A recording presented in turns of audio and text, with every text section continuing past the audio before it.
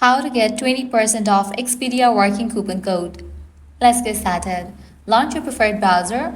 Here you're going to find the search box, type in Expedia coupon code and then search for it. Different website links will appear. Navigate to this one website option, couponfollow.com. This is a legit website where you're going to find tons of offers and deals for Expedia. Once you're on the website, just scroll down and check out the offers.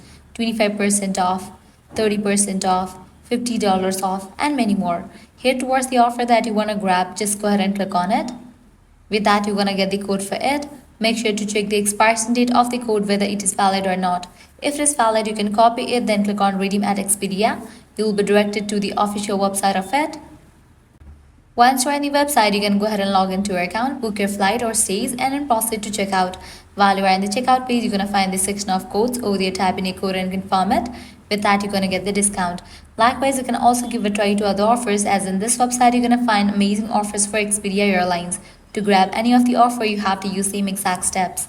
Lastly, head back. Once you're in this website section, you can also give a try to this one website, groupon.com.